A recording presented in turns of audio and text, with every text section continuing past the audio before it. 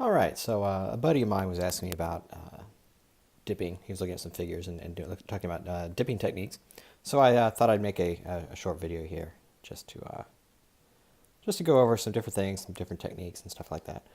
Sorry, this is pretty unscripted.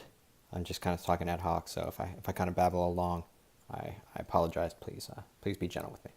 So I first heard or read about dipping figures mostly I think it was like in 2006 when Games Workshop released the third edition Space Hulk game.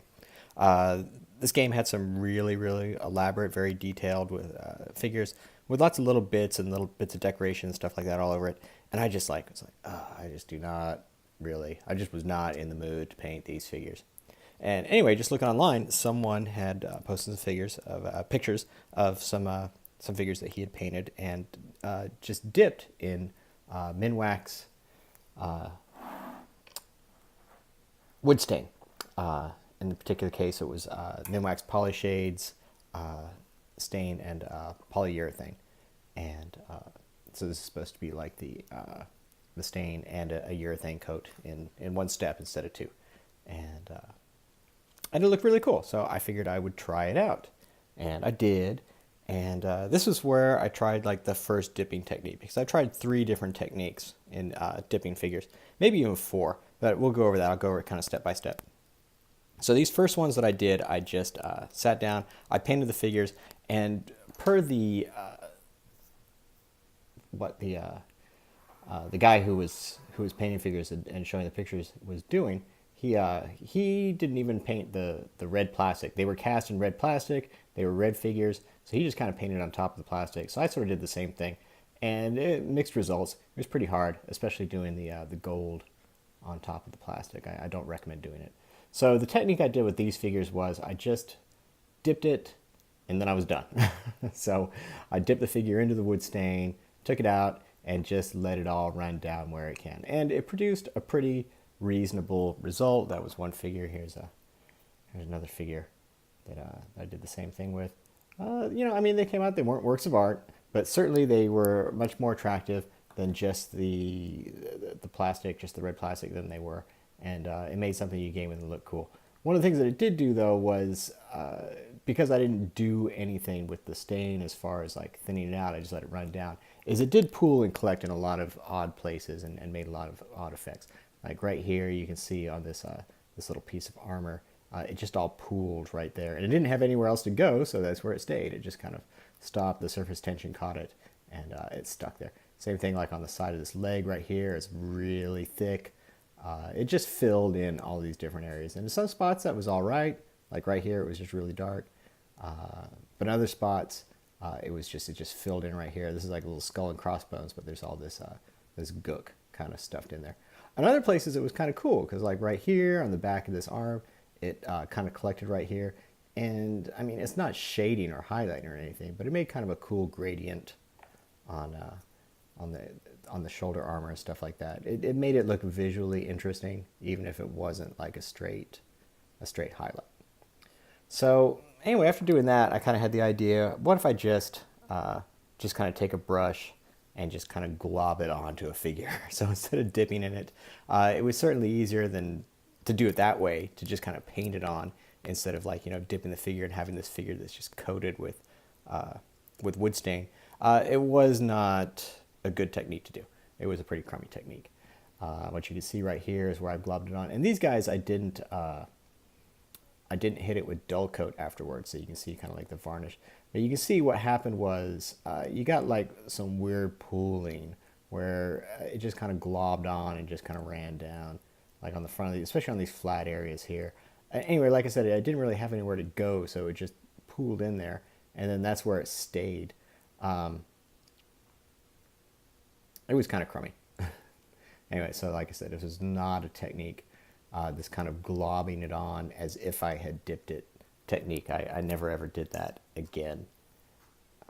You just ended up with these globs in places, and there really wasn't anything you could do about it. You were kind of stuck. So the third technique sort of came as from something I'd heard a story. I don't know if I read about it or somebody told me, where the guy actually would glue his figures. His figures would be based, and he'd glue the figures to a nail, and then after he painted, using the nail as a handle, he could paint the figure, and then he could dip the figure, and then he would stick the handle into an electric drill, and then point it down into a cardboard box that he had a hole cut in.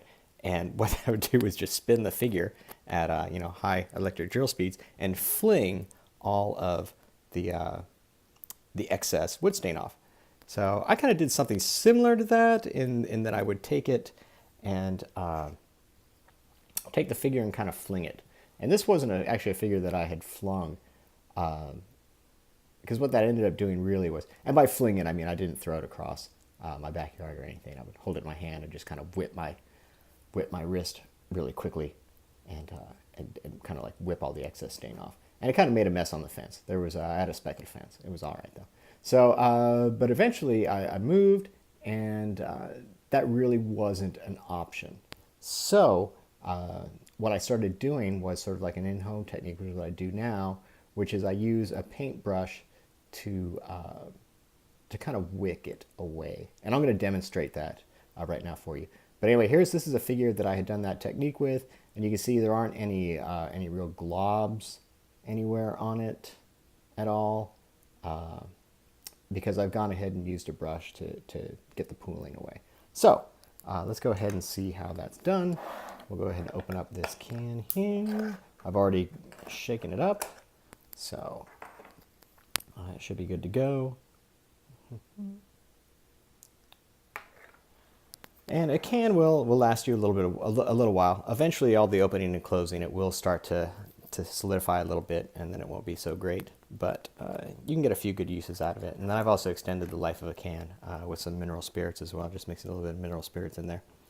So I've got a couple of figures I'm going to do. This is kind of I'm showing you this because this is kind of give you an indication of the kind of paint job you do. When you're doing a paint job for a figure that you're going to dip, it's a lot different from something that you're going to paint normally. You're just going to kind of block the colors on. Think of it kind of like a paint by color almost. I'm not really worried about getting any kind of shading or anything like that. That said, if you do a little bit of highlighting, it can go a long way for the dipping, because that's going to fill in. But for most part, you see like the hand right there especially, there's nothing to differentiate between the figures. But that's okay, because the wood stain is going to take care of that. Same thing, the metal is all kind of, it's very monotone. There's really nothing going on in there, but the wood stain is going to take care of that. So let's go ahead and do it. So I'm just going to take the whole figure, just kind of get it in there. He's got a big banner on the back, but it's still not touching the bottom. So we got something to work with, and then just going to kind of pull it out. And I don't know how you can see, but it's really like a muddy mess for sure. There's this wood stain all over it, and it's all collecting in different ways. You can see it kind of dripping. What I will do is I will kind of like tilt the figure around a little bit over the can, and maybe shake it a little bit. You want to get as kind of to let as much of it drip off as you can. Now, I recommend doing this full immersion mainly because I think it gives you the best flow. And what I mean by that is you don't want the wood stain just kind of like sit where it's at and be thick. You want it to flow down the model. You want to flow it into the crevices and stuff like that. And doing it this way gives you sort of the best opportunity to do that. Now, what I'm going to tell you is that in order for it to flow properly, it needs somewhere to flow to. In this case, you see where I've dipped the figure. I didn't quite get the bottom of it. This rock that it's standing on is still just the base gray that I painted it. The feet don't have any wood stain on it. Now, if I let the figure sit where it is, all the wood stain is just going to sit there and not go anywhere. And we don't want that. We want it to move. We want it to go down. So I am going to go ahead and spend some time doing some brushing. It doesn't have to be super great or anything like that, but just enough in there. And by doing that, you see some got down on the back of that rock. That's a good thing. Let's go ahead and do it on there. What we want to do is we want to get enough material in there so that the stain is actually going to flow off of the model and downward onto the base, like gravity do its thing. So I've got this brush here. What you don't see off camera is I do have a little bit of piece of paper towel. So now that I've gone ahead and got the whole model, oops, not quite the whole model coated. Let's just put a little bit on that foot there. Now that the whole model's been coated, I can worry about getting the wood stain out where it's going to pool up. And that's what I'm going to do this brush for, to just kind of use it to wick the stain off of right there. And we'll get it, oh, you can't see that from the camera. Let's see, kind of get it out of there. These places on this banner where it's all kind of pooled in there. And then, like I said, I got a paper towel here. So I'm using a brush to wick the wood stain off of the model. There's a lot in this, kind of like this little banner top there. Let's clean that out. Using the brush to wick the stain off of the model, and then using the paper towel to wick the stain out of the brush. And as you can see, this is a pretty crap brush. I'm going to tell you, the better the brush you have, certainly the better it's going to be at wicking the wood stain out of the model. But of course, also, it's a polyurethane based stain. It's not going to be great for your brushes. So it's a real drag because, like I said, the better your brush. This is that hand again real quick right here. Go ahead and see, and you can see where the wood stain is kind of like set on top of the knuckles, and it's got on the fingertips right now. So now we've got differentiation, and I didn't really have to do anything with that. You do have to worry about bubbles sometimes. You will get a little bit of a bubble. You're going to kind of knock it off there. As I was saying, the better the brush, the better it's going to be at wicking the stain off of your model. But of course, it's also going to ruin your brush, so your mileage may vary. I say every once in a while on eBay, you'll see someone selling a big giant lot of just a bunch of used brushes, and you can get some brushes that way. Just perfect for these kind of things. Certainly, it's not a very lucrative venture selling your used paintbrushes on eBay.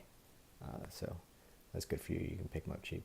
When we try and clean up the bottom here, like I said, even though you don't really notice it flowing down onto the base, I promise you it is, and you'll get it all over your hand if you're not careful.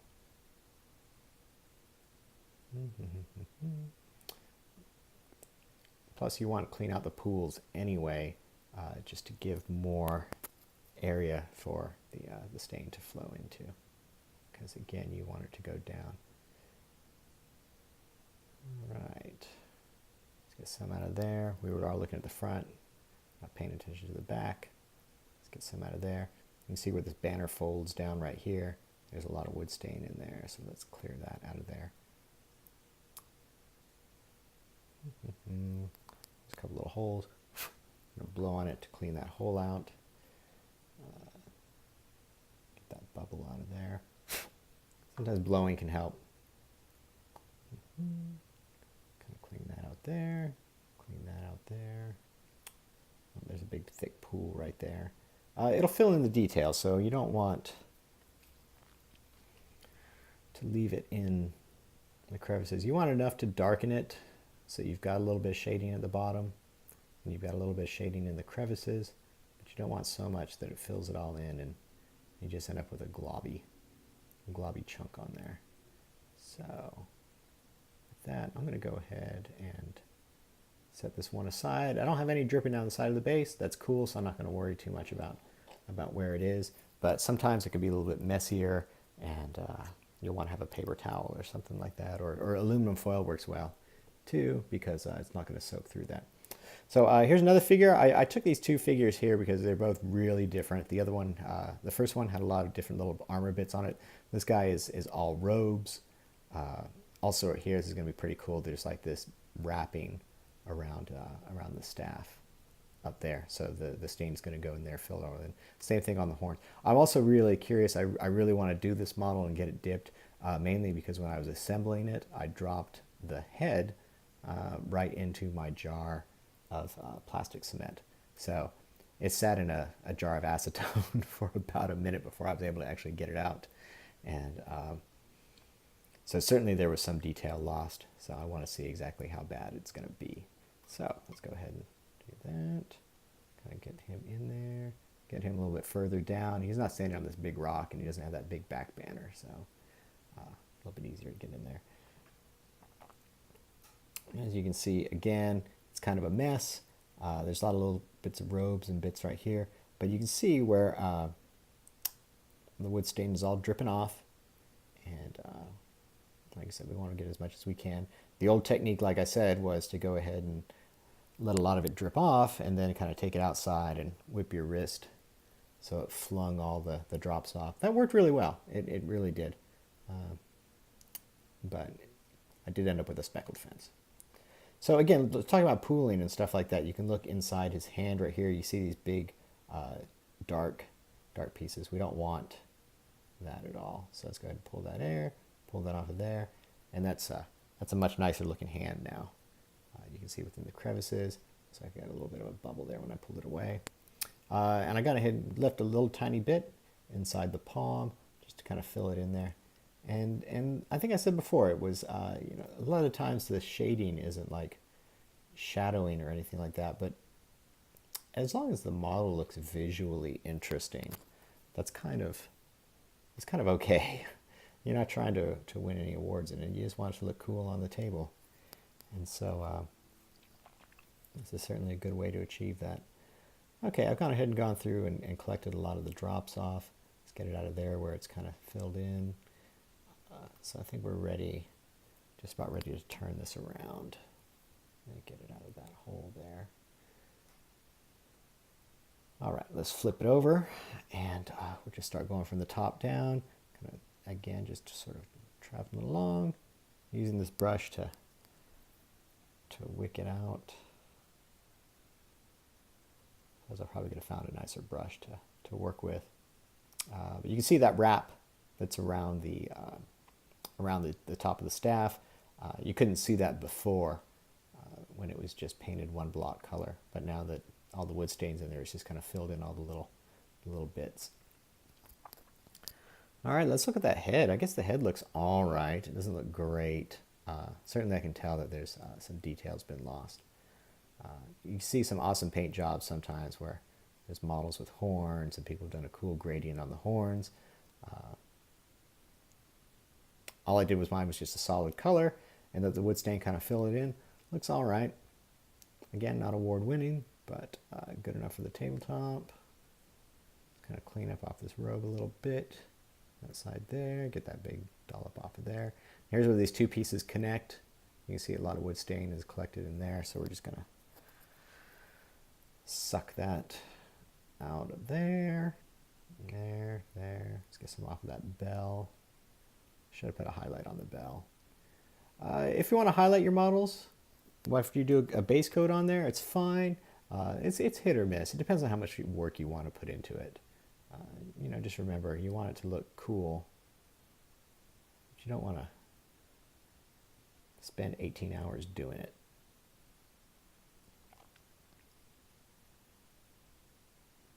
It's just kind of, I like to think of it, an investment of how much time I need to put in to get how much cool.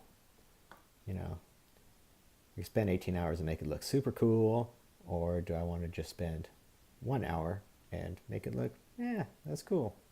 I think my cool versus time ratio is better that way. If I can get on the table sooner, get more models put out, especially if you're playing some model heavy games.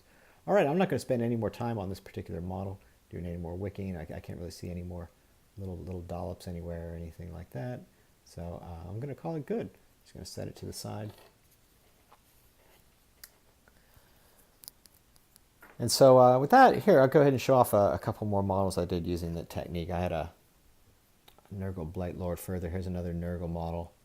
You can see it just kind of painted on there. And now what I've done is after these models have set, I've gone ahead and done the bases. I'm going to go over doing these bases in a different video because another friend of mine asked me about that. But did the bases and then just hit it with some Tester's Dull Coat, which takes that shine off. So you do that shine and that shine on that model and that second technique, so it still has that varnish. One thing that's kind of cool is because, you know, he's all pestilent and gross. I painted a lot of little green areas. You can see how the wood stain is just kind of settled into the hole there in the side of his arm, and it's green underneath. The same thing if you have like some pustules or something like that, like these pustules on the belly. I'll get a little pointer. these like pustules right here on the belly.